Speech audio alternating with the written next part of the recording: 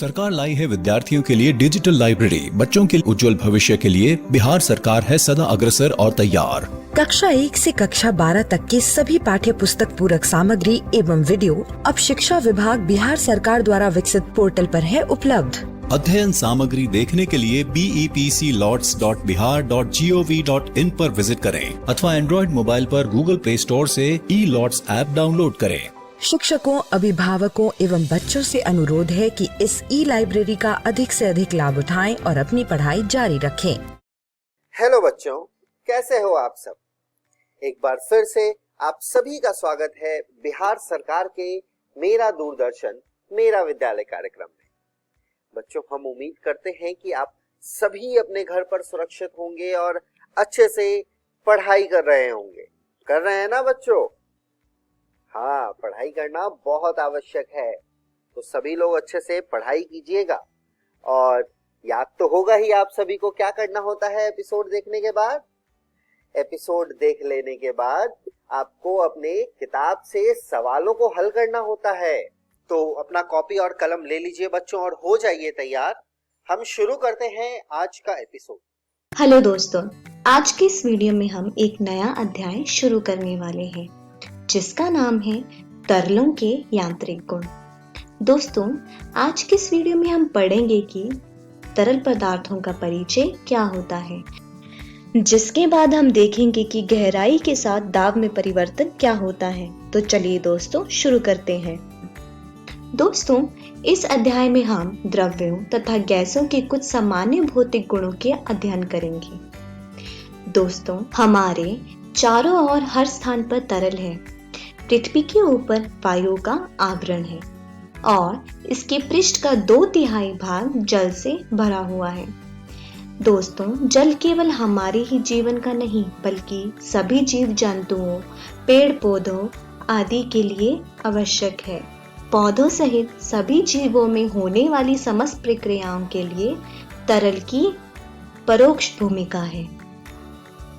अतः इन तरलों के व्यवहार को तथा इनके गुणों को समझना बहुत ही ज्यादा आवश्यक है। दोस्तों, द्रव तथा गैस प्रभावित होती हैं, अतः इन दोनों को ही हम तरल कहते हैं। दोस्तों, ठोसों के विपरीत तरल की अपनी कोई निश्चित आकृति नहीं होती, जबकि ठोसों की एक निश्चित आकृति होती है, परंतु उन्हें एक प्रतिबल द्वारा बदला जा सकता है। ठोसों एवं द्रव्यों का निश्चित आयतन होता है तथा प्रतिबल द्वारा ठोसों के आयतन में परिवर्तन किया जा सकता है। दोस्तों, ठोस, द्रव्य अथवा गैस का आयतन इस पर लगाने वाले दबाव या दाब या प्रतिबल पर निर्भर करता है। जब हम किसी ठोस या द्रव्य के निश्चित आयतन की बात करते हैं, तब हमारा तात्पर्य वायुमंडलीय दाब के अधीन आयतन से होता है। दोस्तों, ठोस के कण आसपास होते हैं, जिसके कारण उसमें संपीड़न अधिक होता है। गैसों की अपेक्षा में ठोस एवं द्रव्यों की संपीड़ता काफी कम होती है। दोस्तों, तरल पदार्थों का मूल गुण यह होता है कि वे विरूपण प्रतिबल का बहुत ही न्यून प्रतिरोध करते हैं। मतलब थोड़े से विरूपण प्रतिबल लगाने से ही उनकी आकृति को बदला जा सकता है। ठोसों की अपेक्षा तरलों का अपरूपक प्रतिबल लगभग 10 लाखवां कम होता है। चलिए दोस्तों, अब आगे बढ़ते हैं और देखते हैं कि दाब क्या होता है। दोस्तों, हम अपनी रोजमर्रा की दुनिया में ऐसी बहुत सी चीजों को अनुभव करते हैं जिसमें दबाव के कारण होने वाली गतिविधियां शामिल होती हैं। उदाहरण के तौर पर, जब आप एक हथौड़े से कील को दीवार में डालते हैं तो तेज धार वाली कील को दीवार में डालना आसान होता है, जबकि एक कुंद कील को एक तेज कील की तुलना में दीवार में लगाना मुश्किल होता है। और ऐसा इसीलिए होता है क्योंकि तेज कील के लिए वह क्षेत्र जिस पर बल कार्य करता है वह कम होता है।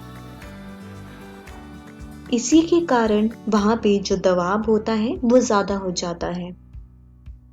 एक और उदाहरण लेते हैं। दोस्तों, यदि किसी व्यक्ति की छाती पर कोई हाथी अपना पैर रख दे तो उसकी पसलियां टूट जाएंगी। सर्कस में ये करतब दिखाने वाले की छाती पर मजबूत लकड़ी का तख्ता रखा जाता है, अतः वह इस दुर्घटना से बच सकता है। अतः इन सब चीजों से हम ये जान सकते हैं कि बल के साथ साथ जिस क्षेत्र पर वह बल आरोपित किया जाता है उसका क्षेत्रफल भी बहुत ही महत्वपूर्ण होता है।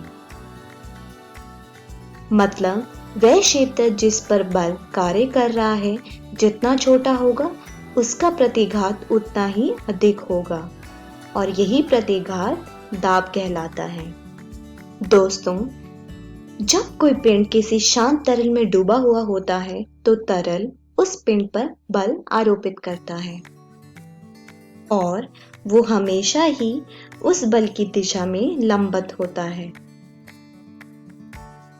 और ऐसा इसलिए होता है क्योंकि यदि बल का अवयव पिंड के पृष्ठ के समानांतर होगा तो न्यूटन की तृतीय नियम के अनुसार पिंड भी अपनी सतह के समानांतर तरल पर बल विरूपित करेगा और यह बल तरल के पृष्ठ के समानांतर बहने के लिए बाध्य करता है, जो कि संभव नहीं है क्योंकि तरल यहाँ पर विरामावस्था में है।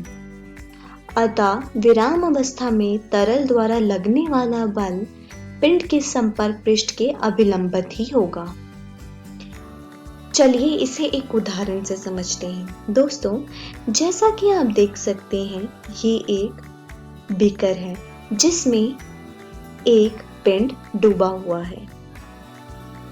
दोस्तों, तरल द्वारा किसी भी बिंदु पर कार्यरत अभिलंब बल को मापा जा सकता है। उदाहरण के तौर पर जैसा कि आप इस चित्र में देख सकते हैं, यहाँ पे एक चैम्बर है जिसमें एक कमानी जुड़ी हुई है। इस कमानी का अंशांकन पहले से ही इसके पिस्टन पर लगे बल के मापने के लिए कर लिया जाता है। इस युक्ति को तरल के अंदर के किसी बिंदु पर रखा जाता है। पिस्टन पर तरल द्वारा आरोपित बल को कमानी द्वारा पिस्टन पर आरोपित बल से संतुलित करके तरल द्वारा पिस्टन पर आरोपित बल को माप लिया जाता है। दोस्तों, यदि तरल द्वारा ए क्षेत्रफल के पिस्टन पर आरोपित अभिलंब बल F है तो औसत दबाव आ जाएगा P बराबर F भाग A। दोस्तों, दाब एक अदिश राशि है। दाब का SI मात्रक न्यूटन मीटर वर्ग ऋण 2 और पास्कल होता है। दोस्तों, तरल पदार्थों का वर्णन करने के लिए घनत्व एक बहुत ही महत्वपूर्ण भौतिक राशि है। पदार्थ का घनत्व हमें इस दिशा की ओर दर्शाता है कि पदार्थ कितना भारी है या कम भारी है। मतलब पदार्थ का घनत्व इसकी भारीता का एक विचार देता है। दोस्तों, अगर V आयतन वाले m सहंती को किसी तरल का घनत्व लिया जाए तो रो बराबर होगा m भाग V के। दोस्तों, इसका SI मात्रक kg पर मीटर वर्ग 3 होता है और ये एक धनात्मक अदिश राशि है। गैसें दाब में परिवर्तन के साथ घनत्व में अत्यधिक परिवर्तन दर्शाती हैं, जबकि द्रव का घनत्व सभी दाबों पर लगभग अचल रहता है। चलिए दोस्तों, अब आगे बढ़ते हैं और देखते हैं कि गहराई के साथ दाब में परिवर्तन कैसे होता है। दोस्तों, इसे एक उदाहरण से समझते हैं। मान लीजिए ये कोई एक बीकर है जिसमें द्रव है और आपने इसमें एक बेलनाकार अवयव रखा हुआ है। दोस्तों, मान लीजिए इस बेलनाकार अवयव की 2 बिंदु हैं, जिसमें पहले बिंदु और दूसरे बिंदु के बीच की ऊंचाई h है और a जो है वो है आधार क्षेत्रफल। क्योंकि दोस्तों तरल विराम अवस्था में है तो इसका परिणामी क्षैतिज बल 0 होना चाहिए और परिणामी ऊर्ध्वाधर दिशा में कार्यरत बल तरल अवयव के भार के तुल्य होना चाहिए। दोस्तों, यहाँ पर जो दाब क्रमश है वो है P1 तथा P2। नीचे की ओर कार्य करने वाला ऊपरी सिरे पर तरल के दाब द्वारा बल P1A तथा पैंडी पर ऊपर की ओर कार्य करने वाला बल P2A है। यदि दोस्तों बेलन में तरल का भार mg है तो इसके अनुसार हमारे पास आ जाएगा P2 घटा P1A बराबर mg। यदि दोस्तों यहाँ पर रो तरल का घनत्व है तो उसकी सहनति m है, मतलब इसके अनुसार हमारे पास जो आएगा वो है P2 घटा P1 बराबर रो जी एच। दोस्तों, यहाँ पे आप देख सकते हैं कि बिंदु 1 व 2 में दाबांतर उसकी बीच दूरी h, तरल की घनत्व रो और गुरुत्वीय त्वरण g पर निर्भर करता है। यदि बिंदु A को तरल के शीर्ष फलक पर स्थानांतरित कर दिया जाए तो वायुमंडल में वह खुला हो जाएगा, जिसके कारण P1 को वायुमंडलीय दाब Pa द्वारा तथा P2 को P से प्रतिस्थापित किया जा सकता है, जिसके कारण हमारे पास जो समीकरण आएगा वो आएगा P बराबर Pa गुना रो जी एच। तो दोस्तों, अगर इसी प्रकार से वायुमंडल के लिए खुले पृष्ठ के नीचे दाब P वायुमंडलीय दाब की अपेक्षा रो जी एच परिणाम से अधिक होगा। दोस्तों, H गहराई पर स्थित किसी बिंदु पर अतिरिक्त दाब P घटा Pa उस बिंदु पर गेज दाब कहलाता है। दोस्तों, समान क्षैतिज तल के सभी बिंदुओं पर द्रव का दाब समान होता है, जिसे हम द्रव स्थैतिक विरोधकता कहते हैं। उदाहरण के तौर पर जैसे कि आप भिन्न भिन्न प्रकार के पात्रों को लीजिए।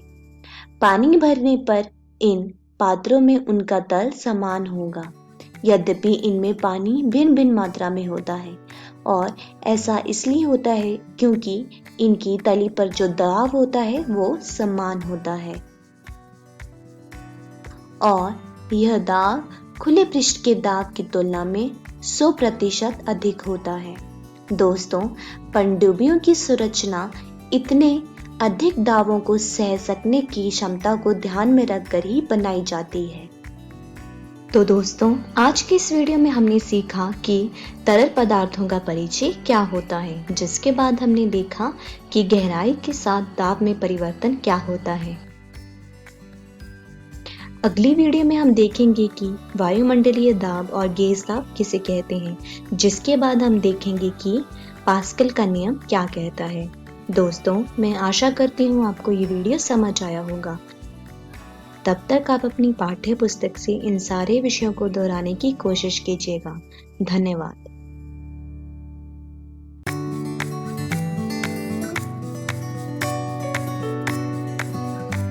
समान क्षैतिज फल के सभी बिंदुओं पर द्रव का दाब समान होता है, जिसे खाली स्थान कहते हैं। वायुमंडलीय दाब, द्रव स्थैतिक विरोधकता, गेज दाब ऊपर में से कोई नहीं। तरल पदार्थ खाली स्थान है। केवल गैसें, केवल द्रव पदार्थ, गैसें और द्रव पदार्थ दोनों, गैसें और द्रव पदार्थों में से कोई भी नहीं। दबाव की एसआई इकाई है न्यूटन प्रति मीटर वर्ग 2, न्यूटन प्रति सेंटीमीटर वर्ग 2, डाइन प्रति मीटर वर्ग 2, डाइन प्रति सेंटीमीटर वर्ग 2। घनत्व की एसआई इकाई है न्यूटन प्रति मीटर, केजी प्रति मीटर। kg प्रति मीटर वर्ग 3, ऊपर में से कोई भी नहीं। क्षेत्रफल जिस पर बल कार्य करता है, जितना छोटा होता है प्रतिघात उतना ही खाली स्थान होता है। अधिक, कम, मध्यम, ऊपर में से कोई भी नहीं।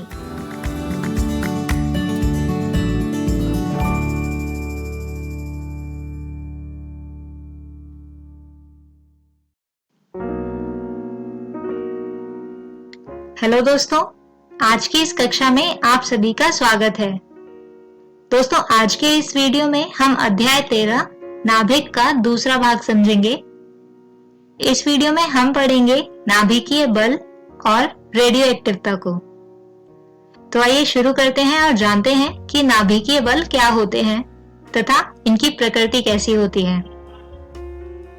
दोस्तों, वह बल जो परमाणु में इलेक्ट्रॉनों की गति नियंत्रित करता है, हमारा सुपरिचित कूलाम बल है।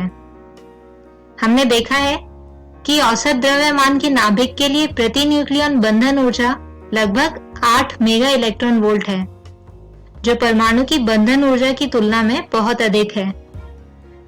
अतः नाभिक में कणों को परस्पर बांधे रखने के लिए एक भिन्न प्रकार के शक्तिशाली आकर्षण बल की आवश्यकता है।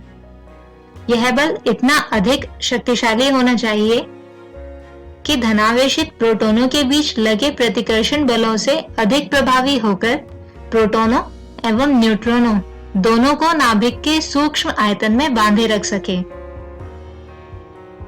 दोस्तों, नाभिकीय बंधन बल को नाभिक के भीतर प्रोटॉनों के बीच लगने वाले कूलाम प्रतिकर्षण बल पर आधिपत्य करना होता है।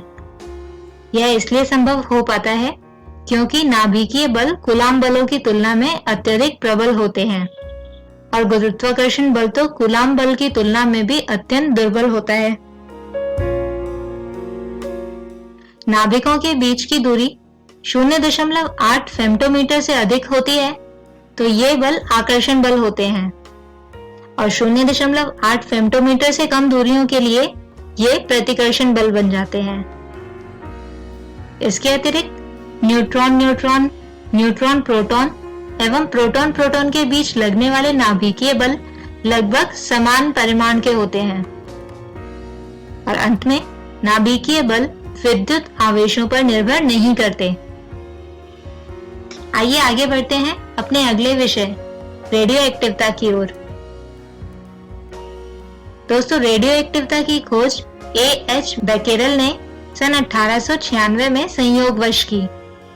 यौगिकों को दृश्य प्रकाश से विकिरणित करके उनकी प्रतिदीप्ति एवं स्फुरदीप्ति का अध्ययन करते हुए बेकेरेल ने एक रोचक परिघटना देखी। यूरेनियम पोटेशियम सल्फेट के कुछ टुकड़ों पर दृश्य प्रकाश डालने के बाद उसने उनको काले कागज में लपेट दिया। इस पैकेट और फोटोग्राफिक प्लेट के बीच एक चांदी का टुकड़ा रखा। इसी प्रकार कई घंटे तक रखने के बाद जब फोटोग्राफिक प्लेट को डेवलप किया गया तो यह पाया गया कि यह प्लेट काली पड़ चुकी है। यह किसी ऐसी चीज के कारण हुआ होगा जो यौगिक से उत्सर्जित हुई होगी तथा काले कागज और चांदी दोनों को भेदकर फोटोग्राफिक प्लेट तक पहुंच गई होगी। दोस्तों, रेडियो एक्टिवता एक नाभिकीय परिघटना है जिसमें अस्थायी नाभिक समय के साथ क्षयित होता रहता है और किसी तत्व के नाभिक का स्वतः एवं लगातार विखंडन जो कुछ निश्चित प्रकार के कणों के विकिरण के साथ संपन्न होता है, रेडियो सक्रियता कहलाता है। चलिए अब बात करते हैं रदरफोर्ड सोडी के रेडियो एक्टिव क्षयता के नियम की। दोस्तों, इस नियम के अनुसार क्षयित होने वाले नाभिकों की संख्या नमूने में विद्यमान कुल नाभिकों की संख्या के अनुक्रमानुपाती होती है। अर्थात इसे लिख सकते हैं कि ऋणात्मक dN/dt समानुपाती है N के, और यहाँ पर N नमूने में विद्यमान कुल नाभिकों की संख्या तथा T समय को दर्शाता है। या इसे ऐसे भी लिख सकते हैं कि dN/dt अनुक्रमानुपाती है ऋणात्मक N के। दोस्तों, यहाँ पर ऋणात्मक चिन्ह यह दर्शाता है कि समय के साथ नाभिकों की संख्या घट रही है यदि यहाँ से आनुपातिकता चिन्ह हटाया जाए तो यह होगा dn बटे dt बराबर ऋणात्मक लैम्डा n, जहाँ लैम्डा आनुपातिकता स्थिरांक है।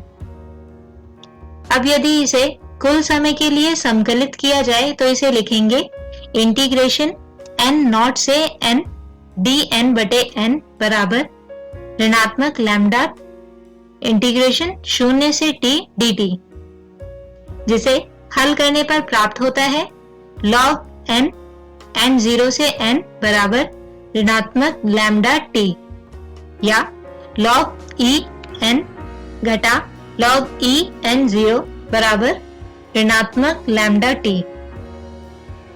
इसी को अब हम आगे हल करें तो यह होगा log e ब्रैकेट n बटे n 0 बराबर ऋणात्मक लैम्डा t। अब यदि बाईं ओर log हटाना हो तो दाईं ओर वाली राशि चली जाती है एक्सपोनेंशियल की घात के रूप में, यानी n बटे n नॉट बराबर होगा e की घात ऋणात्मक लैम्डा t के। दोस्तों, वह समय जिसमें किसी नाभिक की संख्या उसकी प्रारंभिक संख्या की आधी रह जाए अर्ध आयु कहलाता है। और जैसा कि हम जानते हैं कि किसी समय नाभिक का कुल क्षय प्राप्त किया जा सकता है इस संबंध द्वारा। अब क्योंकि हमें अर्ध आयु प्राप्त करनी है तो t को हम लिख लेते हैं t हाफ, और इस समय पर नाभिक की संख्या आधी हो गई है, इसलिए n बराबर होगा 1/2 n नॉट के। इन दोनों को हम अब प्रथम सूत्र में रखते हैं तो समीकरण हो जाएगा log e 1/2 n नॉट बटे n नॉट बराबर ऋणात्मक लैम्डा t हाफ, और n नॉट से n नॉट कटने पर तथा इसे हल करने पर प्राप्त होता है log e 1 घटा log e 2 बराबर ऋणात्मक लैम्डा t हाफ। अब क्योंकि दोस्तों log 1 का मान 0 होता है, जिसके कारण हमारे पास बचेगा log 2 बराबर ऋणात्मक लैम्डा t हाफ, या log e 2 बटे लैम्डा बराबर t हाफ, और log 2 का मान होता है 0.693, तो इसे समीकरण में रखने पर अर्ध आयु आती है 0.693 बटे लैम्डा। चलिए आगे बढ़ते हैं और जानते हैं विभिन्न प्रकार के क्षय के बारे में। सबसे पहले अल्फा क्षय। दोस्तों, इस प्रकार के क्षय में नाभिक से एक अल्फा कण समय के साथ निकलने लगता है। इस प्रकार के क्षय में द्रव्यमान संख्या A में 4 इकाई और परमाणु संख्या Z में 2 इकाई की कमी आती है। इसके अतिरिक्त बीटा क्षय में एक इलेक्ट्रॉन अथवा एक पॉजिट्रॉन का क्षय होता है, जबकि गामा क्षय में नाभिक में से केवल गामा किरणें उत्सर्जित की जाती हैं, तथा इस प्रकार के क्षय में परमाणु संख्या या द्रव्यमान संख्या में कोई परिवर्तन नहीं आता। आइए दोस्तों, अब आज के विषयों पर आधारित एक उदाहरण देखते हैं। प्रश्न है, रेडियम का क्षय नियतांक 1.36 गुणा 10 की घात ऋणात्मक 11 प्रति सेकंड है। उसकी अर्ध आयु क्या होगी? आइए अब इसे हल करते हैं। तो दोस्तों, जैसा कि हमें प्रश्न में दिया गया है कि क्षय नियतांक यानी लैम्डा है 1.36 गुणा 10 की घात ऋणात्मक 11 प्रति सेकंड। इसके अतिरिक्त हम जानते हैं कि अर्ध आयु बराबर होती है 0.693 बटे लैम्डा के। तो यहाँ पर इस सूत्र में लैम्डा का मान रखने तथा इसे हल करने पर प्राप्त होती है तत्व की अर्ध आयु, जो है 5.1 गुणा 10 की घात 10 सेकंड। दोस्तों, इसी विषय के साथ हम खत्म करते हैं हमारा आज का ये वीडियो, और उम्मीद करते हैं कि आपको आज का ये वीडियो समझ आया होगा। आज के वीडियो में हमने समझा नाभिकीय बल और रेडियो एक्टिवता। अगले वीडियो में हम समझेंगे नाभिकीय ऊर्जा, जिसमें विखंडन, नाभिकीय रिएक्टर, नाभिकीय संलयन यानी तारों में ऊर्जा जनन को। तब तक के लिए गुड बाय।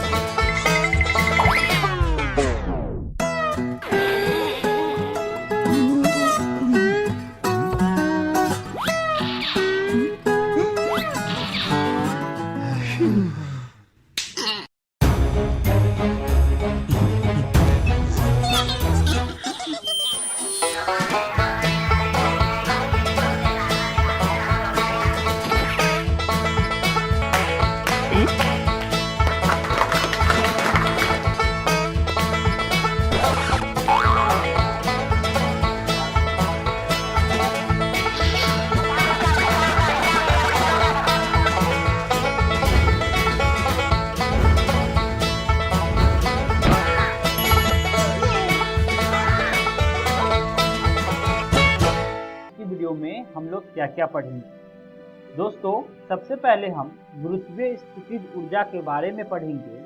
इसके बाद पलायन चाल को समझेंगे, जिसे पलायन वेग भी कहते हैं, और अंत में भू उपग्रह के बारे में समझेंगे। तो आइए शुरू करते हैं आज के पहले विषय के साथ और जानते हैं गुरुत्वीय स्थितिज ऊर्जा किसे कहते हैं। दोस्तों, जैसा कि हम पहले जान चुके हैं कि जिन बलों द्वारा किया गया कार्य चले गए पथों पर निर्भर नहीं करता है, वे बल संरक्षी बल होते हैं तथा ऐसे बलों के लिए ही किसी पिंड की स्थितिज ऊर्जा की कोई सार्थकता होती है। दोस्तों, गुरुत्व बल एक संरक्षी बल है तथा हम किसी पिंड में इस बल के कारण उत्पन्न स्थितिज ऊर्जा, जिसे गुरुत्वीय स्थितिज ऊर्जा कहते हैं, का परिकलन कर सकते हैं। दोस्तों, अब यदि पृथ्वी के पृष्ठ से h1 ऊंचाई पर स्थित किसी बिंदु तथा इसी बिंदु के ठीक ऊर्ध्वाधर ऊपर h2 ऊंचाई पर स्थित किसी अन्य बिंदु पर विचार करें, तो m द्रव्यमान के किसी कण को पहली स्थिति से दूसरी स्थिति तक ऊपर उठाने में किया गया कार्य, जिसे हम W12 द्वारा निर्दिष्ट करते हैं। अब इस कार्य का परिमाण हमें कुछ इस समीकरण से मिलेगा। W12 बराबर बल गुने विस्थापन बराबर हो जाएगा दोस्तों mg ब्रैकेट में h2 माइनस h1। दोस्तों, अब यदि हम पृथ्वी के पृष्ठ से h ऊंचाई के बिंदु से कोई स्थितिज ऊर्जा यानी कि WH संबंध करें, तो हमें समीकरण कुछ इस प्रकार मिलेगा। WH बराबर mgh प्लस W0। यहाँ W0 दोस्तों नियतांक को बताता है। अब यह स्पष्ट है कि गुरुत्वीय स्थितिज ऊर्जा समीकरण W12 बराबर W गुने H2 माइनस W गुने H1 द्वारा दिया जाएगा। इस प्रकार कण को स्थानांतरित करने में किया गया कार्य ठीक इस कण की अंतिम तथा आरंभिक स्थितियों की स्थितिज ऊर्जाओं के अंतर के बराबर होगा। अब दोस्तों, समीकरण में h बराबर 0 रखने पर हमें WH बराबर 0 यानी कि W0 प्राप्त होता है। h बराबर 0 का अर्थ यह होगा दोस्तों कि दोनों बिंदु पृथ्वी के पृष्ठ पर स्थित है। इस प्रकार W0 कण की पृथ्वी के पृष्ठ पर स्थितिज ऊर्जा को दर्शाती है। अब दोस्तों, हम जानते हैं कि पृथ्वी के बाहर के किसी बिंदु पर स्थित किसी कण पर लगे गुरुत्वीय बल की दिशा पृथ्वी के केंद्र की ओर निर्देशित करती है तथा इस बल का परिमाण समीकरण F बराबर कैपिटल G गुना ME गुना स्मॉल m बटे R स्क्वायर द्वारा दिया जाएगा।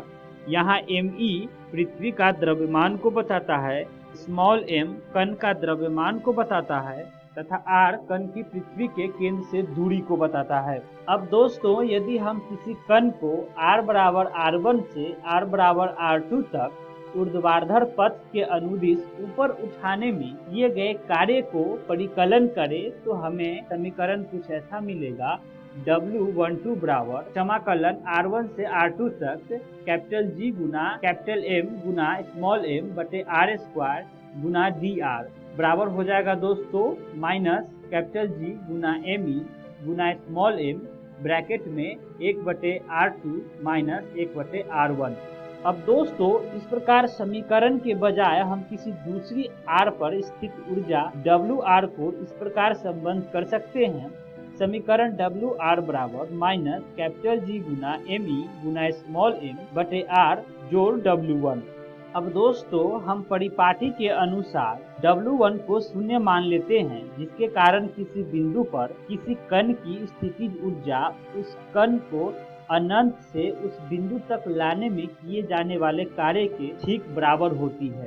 पृथ्वी के गुरुत्वीय बल के कारण किसी बिंदु पर गुरुत्वीय विभव की परिभाषा बिंदु पर किसी कण के एकांक द्रव्यमान की स्थितिज ऊर्जा के रूप में की जाती है। अब दोस्तों हम जानते हैं कि m1 एवं m2 द्रव्यमान के एक दूसरे से r दूरी पर रखे गए दो कणों की गुरुत्वीय स्थितिज ऊर्जा को बताती है। दोस्तों समीकरण हो जाएगा v बराबर माइनस g गुना m1 गुना m2 बटे r। आइए दोस्तों आगे बढ़ते हैं, जानते हैं पलायन चाल किसे कहते हैं। आगे बढ़ने से पहले एक प्रश्न आता है दोस्तों कि क्या हम किसी पिंड को इतने अधिक आरंभिक चाल से ऊपर फेंक सकते हैं कि वह फिर पृथ्वी पर वापस न गिरे। आइए जानते हैं इसका उत्तर क्या होगा। दोस्तों इस प्रश्न का उत्तर देने में ऊर्जा संरक्षण नियम हमारी सहायता करेगा। आइए पहले जानते हैं पलायन चाल किसे कहते हैं। दोस्तों वह न्यूनतम वेग जिसे किसी पिंड को दिया जाए तो वह गुरुत्वाकर्षण क्षेत्र को छोड़कर चला जाता है और पुनः लौट कर नहीं आता है, उसे पलायन वेग कहते हैं। आइए दोस्तों पलायन वेग का सूत्र को जानते हैं। पृथ्वी के लिए हम यहाँ पलायन वेग का मान ज्ञात करते हैं। दोस्तों पृथ्वी के तल पर स्थितिज ऊर्जा का मान निम्न सूत्र द्वारा दिया जाएगा। U बराबर माइनस कैपिटल G गुना mm बटे R।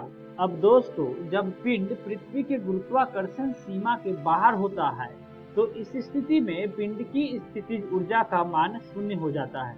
अतः इस स्थिति में पलायन ऊर्जा का मान हो जाएगा गुरुत्वाकर्षण सीमा पर ऊर्जा का मान माइनस पृथ्वी तल पर ऊर्जा का मान। अब दोस्तों पलायन ऊर्जा का सूत्र ये होगा 0 माइनस ब्रैकेट में माइनस G गुना mm बटे R बराबर आगे हल करने पर समीकरण होगा प्लस ब्रैकेट में Gmm बटे R।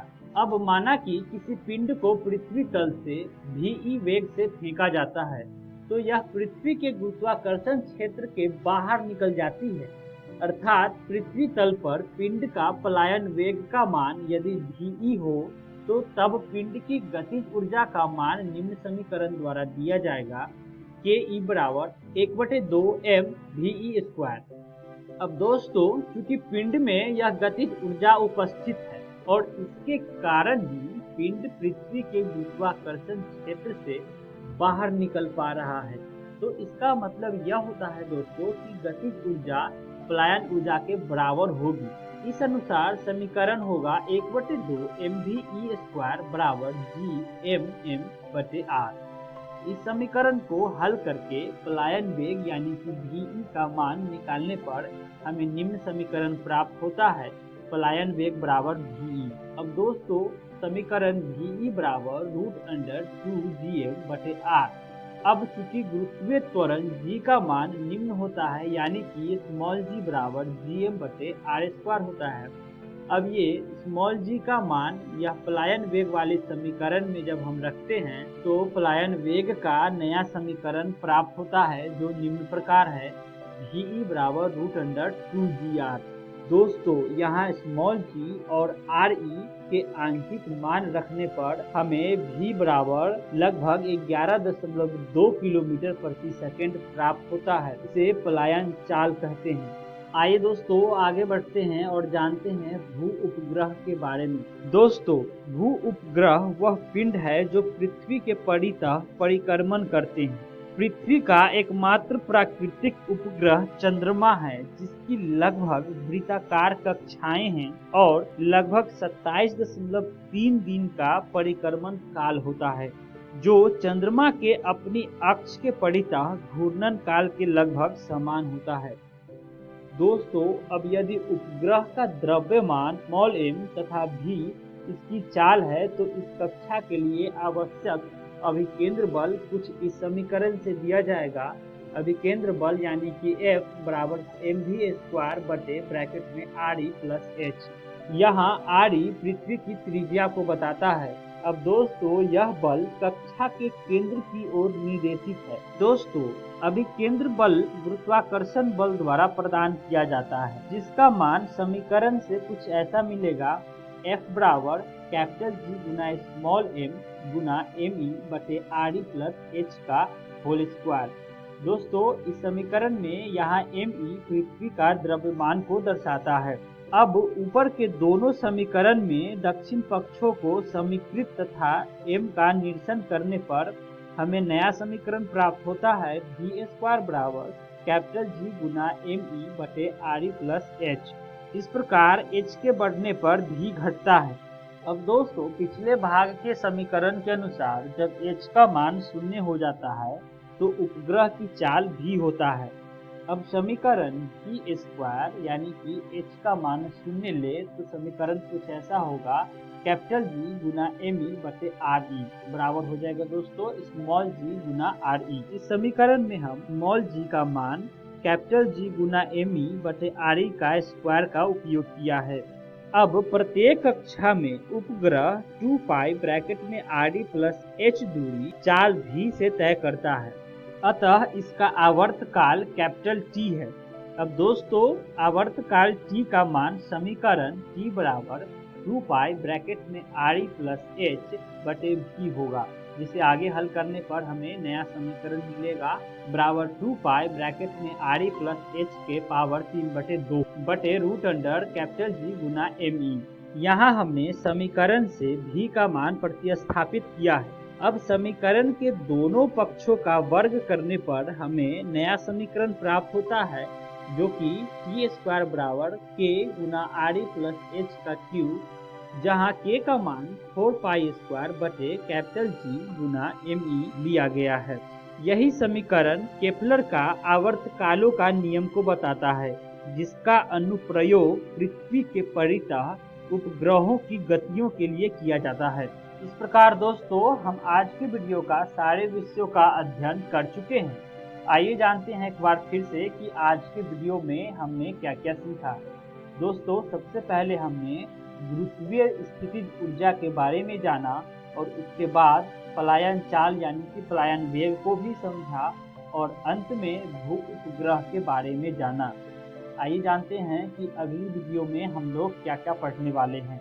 दोस्तों अगली वीडियो में हम सबसे पहले कक्षा में गतिशील उपग्रह की ऊर्जा के बारे में समझेंगे और उसके बाद तुल्यकालिक तथा ध्रुवीय उपग्रह के बारे में जानेंगे और अंत में भारहीनता क्या होती है उसको भी समझेंगे।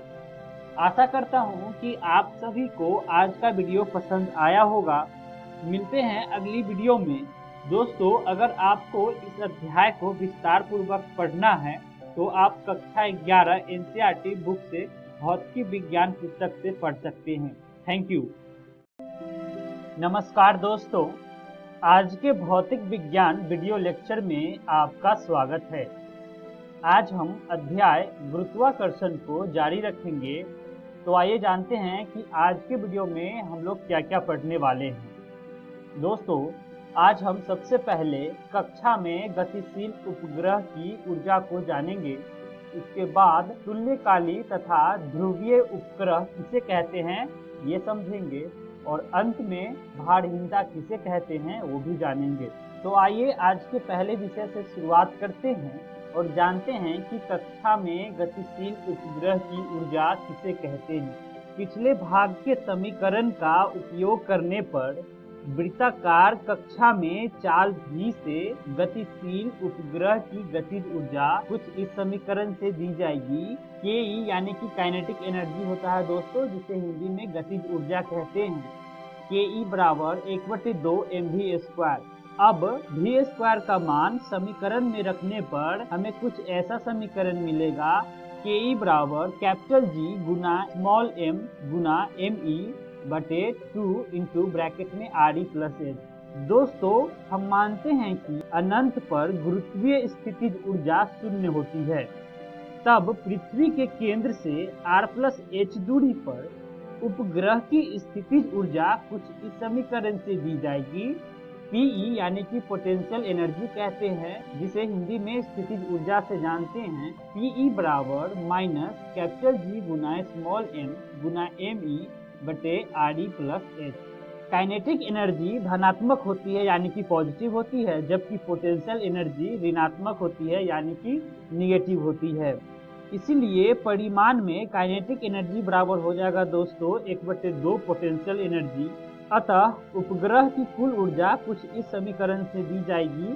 E बराबर kinetic energy plus potential energy बराबर हो जाएगा दोस्तों माइनस कैपिटल G गुना स्मॉल m गुना me बटे 2 गुने ब्रैकेट में Re प्लस h। इस प्रकार वृत्ताकार कक्षा में गतिशील किसी उपग्रह की कुल ऊर्जा ऋणात्मक होती है यानी कि निगेटिव होती है। स्थितिज ऊर्जा का ऋणात्मक तथा परिमाण में धनात्मक गतिज ऊर्जा का 2 गुना होता है। अब दोस्तों, जब किसी उपग्रह की कक्षा दीर्घवृत्तीय होती है तो उसकी काइनेटिक एनर्जी यानी कि गतिज ऊर्जा तथा पोटेंशियल एनर्जी यानी कि स्थितिज ऊर्जा दोनों ही पथ के हर बिंदु पर भिन्न होती है। यदि कुल ऊर्जा धनात्मक अथवा शून्य हो तो पिंड अनंत की ओर पलायन कर जाता है। उपग्रह सदैव पृथ्वी से परिमित दूरियों पर परिक्रमण करते हैं, अतः उनकी ऊर्जाएं धनात्मक अथवा शून्य नहीं हो सकती। आइए दोस्तों, अगले विषय की तरफ बढ़ते हैं और जानते हैं कि तुल्यकाली तथा ध्रुवीय उपग्रह किसे कहते हैं। यदि वृत्तीय कक्षा पृथ्वी के विषुवत वृत्त के तल में है तो इस प्रकार का उपग्रह जिसका आवर्तकाल पृथ्वी के अपने अक्ष पर घूर्णन करने के आवर्तकाल के बराबर हो, पृथ्वी के किसी बिंदु से देखने पर स्थिर प्रतीत होगा। इसके लिए परिकलन करने पर Re प्लस h का मान Re की तुलना में काफी अधिक हो जाता है। तो इस परिस्थिति के लिए परिकलन करने पर Re प्लस h का मान Re की तुलना में काफी अधिक हो जाता है। तब समीकरण कुछ ऐसा होगा दोस्तों, Re प्लस h बराबर ब्रैकेट में t स्क्वायर गुना कैपिटल G गुना me बटे 4 पाई स्क्वायर का पावर 1/3। t बराबर 24 घंटे के लिए परिकलन करने पर R प्लस h का मान 35,800 किलोमीटर हो जाता है, जो कि पृथ्वी की त्रिज्या यानी कि Re से काफी अधिक है। आइए दोस्तों, तुल्यकाली उपग्रह किसे कहते हैं जानते हैं। वे उपग्रह जो पृथ्वी के विषुवत वृत्त के तल यानी कि निरक्षीय समतल में पृथ्वी के परितः वृत्तीय कक्षा में t बराबर 24 घंटे के आवर्तकाल से परिक्रमण करते हैं, वे तुल्यकाली उपग्रह कहलाते हैं। आइए दोस्तों, उदाहरण से समझते हैं। एक चक्कर में उपग्रह से दिखाई देने वाली पृथ्वी के पृष्ठ की एक पट्टी, जिसे चित्र में छायांकित दर्शाई गई है, उपग्रह के अगले परिक्रमण के लिए पृथ्वी अपने अक्ष पर कुछ घूर्णन करती है, जिससे संलग्न पट्टी दिखाई देने लगती है। इस प्रकार के उपग्रहों द्वारा एकत्र सूचनाएं सुदूर संवेदन मौसम विज्ञान के साथ पृथ्वी के पर्यावरणीय अध्ययनों के लिए भी अत्यंत उपयोगी होते हैं। आगे बढ़ते हैं दोस्तों, जानते हैं भारहीनता किसे कहते हैं। दोस्तों, भारहीनता को इंग्लिश में वेटलेसनेस कहते हैं। भारहीनता को माइक्रोग्रेविटी भी कहा जाता है। यदि दो वस्तुओं के बीच की दूरी जितनी कम होगी, गुरुत्वाकर्षण उतनी ही ज्यादा होगा। इसके विपरीत एक दूसरे से जितनी अधिक दूरी होगी, गुरुत्वाकर्षण बल कम होता जाएगा। इसलिए आकाश की ऊंचाई पर पहुंचने के बाद गुरुत्वाकर्षण कम होता जाता है। अंततः अंतरिक्ष में पहुंचकर यह शून्य हो जाता है। इसे ही भारहीनता यानी कि जीरो ग्रेविटी भी कहते हैं। आइए दोस्तों, भारहीनता के उदाहरण को चित्र माध्यम से समझते हैं। दोस्तों, भारहीनता की स्थिति अपने आप में कल्पना से परे है, क्योंकि आमतौर पर वह प्रकृति में नहीं दिखती। यह प्राकृतिक नियमों के विरुद्ध होती है। दोस्तों, भारहीनता यानी कि जीरो ग्रेविटी के खतरे को समझते हैं।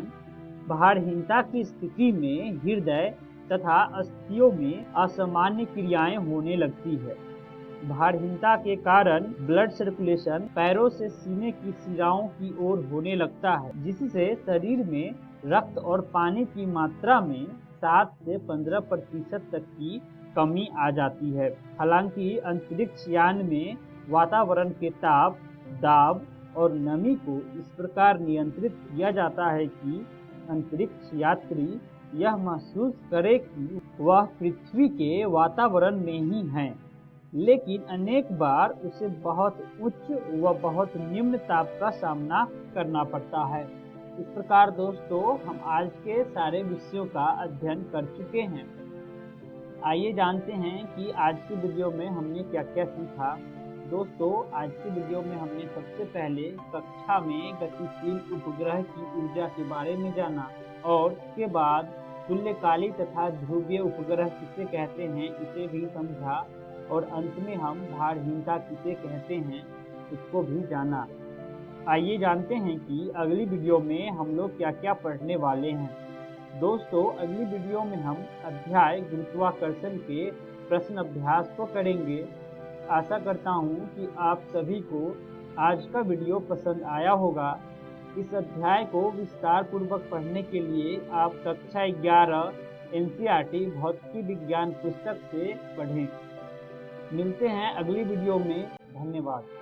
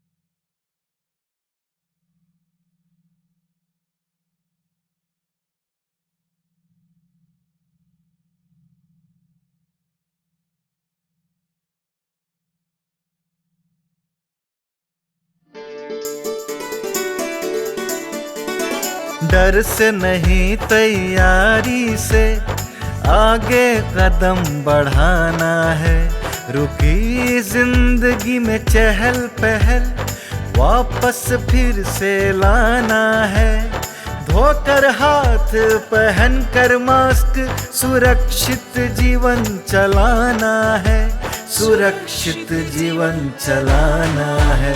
डर कर नहीं तैयारी से आगे कदम बढ़ाना है। डर कर नहीं तैयारी से आगे कदम बढ़ाना है। रखेंगे 2 गज की दूरी, सबको पौष्टिक आहार खिलाएंगे, बच्चों और बूढ़ों का करेंगे ख्याल। रोगी नहीं रोग से लड़ कोरोना को हराएंगे। स्वास्थ्य केंद्र फिर से खुल गए, जिनका लाभ उठाना है। रुकी जिंदगी में चहल पहल वापस फिर से लाना है। धोकर हाथ पहन कर मास्क सुरक्षित जीवन चलाना है। सुरक्षित जीवन चलाना है। डर कर नहीं तैयारी से आगे कदम बढ़ाना है। डर कर नहीं तैयारी से आगे कदम बढ़ाना है। टीकाकरण की शुरुआत हो गई है, पर पहले की तरह हमें मास्क लगाना और 2 गज की दूरी बनाए रखना अभी भी जरूरी है। स्वास्थ्य विभाग और सूचना एवं जनसंपर्क विभाग बिहार सरकार द्वारा जनहित में जारी। जीतेगा बिहार। सरकार लाई है विद्यार्थियों के लिए डिजिटल लाइब्रेरी। बच्चों के उज्जवल भविष्य के लिए बिहार सरकार है सदा अग्रसर और तैयार। कक्षा 1 से कक्षा 12 तक की सभी पाठ्य पुस्तक पूरक सामग्री एवं वीडियो अब शिक्षा विभाग बिहार सरकार द्वारा विकसित पोर्टल पर है उपलब्ध। अध्ययन सामग्री देखने के लिए BEPCLOTS.bihar.gov.in पर विजिट करें अथवा एंड्रॉइड मोबाइल पर गूगल प्ले स्टोर से E-LOTS ऐप डाउनलोड करें। शिक्षकों, अभिभावकों एवं बच्चों से अनुरोध है कि इस ई लाइब्रेरी का अधिक से अधिक लाभ उठाएं और अपनी पढ़ाई जारी रखें।